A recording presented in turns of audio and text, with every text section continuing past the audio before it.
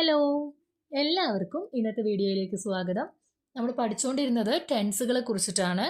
അപ്പോൾ കഴിഞ്ഞ ദിവസങ്ങളിലായിട്ട് പ്രസൻറ്റ് ടെൻസിനെ പറ്റിയിട്ടും പാസ്റ്റ് ടെൻസിനെ പറ്റിയിട്ടും നമ്മൾ ഡീറ്റെയിൽ ആയിട്ട് ഡിസ്കസ് ചെയ്തതാണ്.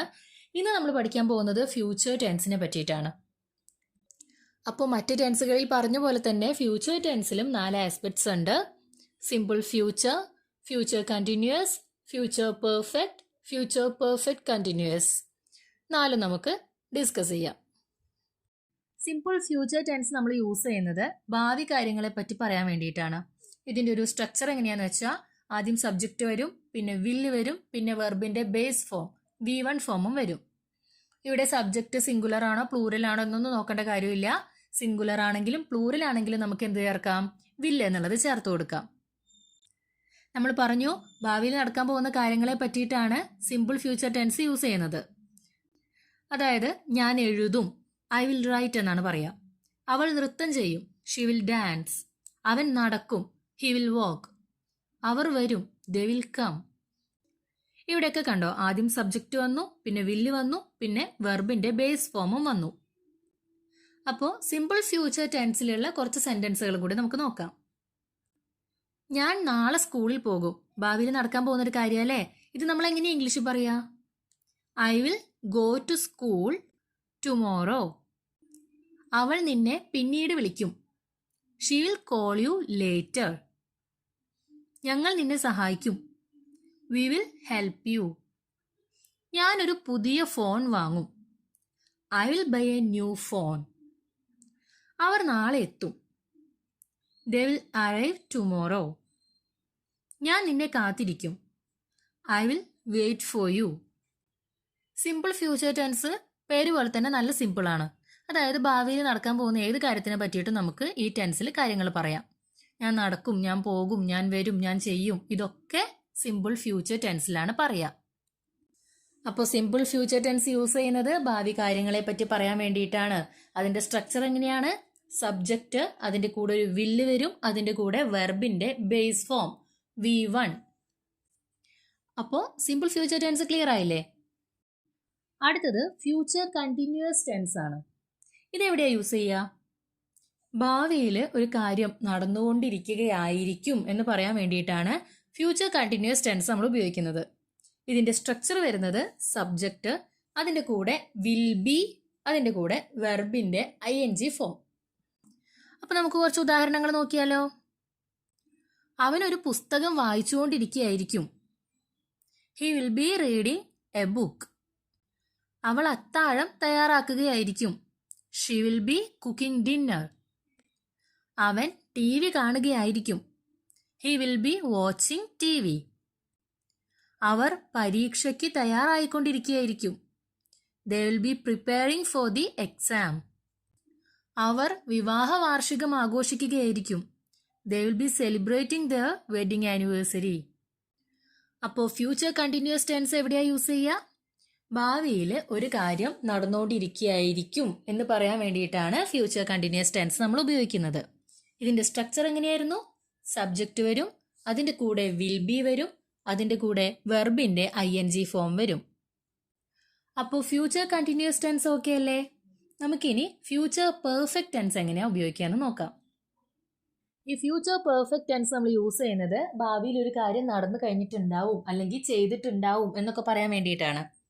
ഇതിൻ്റെ സ്ട്രക്ചർ എങ്ങനെയാണ് വരുന്നതെന്ന് വെച്ചാൽ ആദ്യം സബ്ജക്റ്റ് വരും, അതിൻ്റെ കൂടെ വിൽ ഹാവ് വരും, അതിൻ്റെ കൂടെ വെർബിൻ്റെ തേർഡ് ഫോം, അതായത് പാസ്റ്റ് പാർട്ടിസിപ്പിൾ ഫോമാണ് വരിക. അപ്പോൾ നമുക്ക് ഉദാഹരണങ്ങൾ നോക്കാം അല്ലേ. ഞാൻ രാത്രി 8 മണിയോട് കൂടി എൻ്റെ ഹോംവർക്ക് പൂർത്തിയാക്കിയിട്ടുണ്ടാവും. ഇതെങ്ങനെ ഇംഗ്ലീഷിൽ പറയും? I will have finished my homework by 8 PM.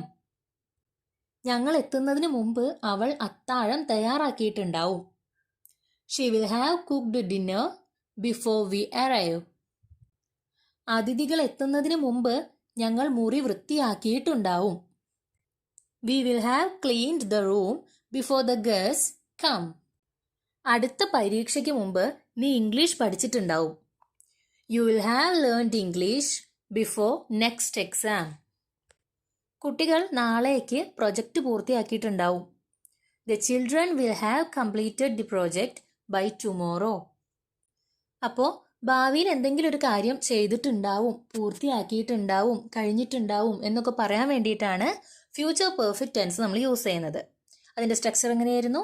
Subject, അതിൻ്റെ കൂടെ വിൽ ഹാവ്, അതിൻ്റെ കൂടെ വെർബിൻ്റെ തേർഡ് ഫോം. ക്ലിയർ അല്ലേ?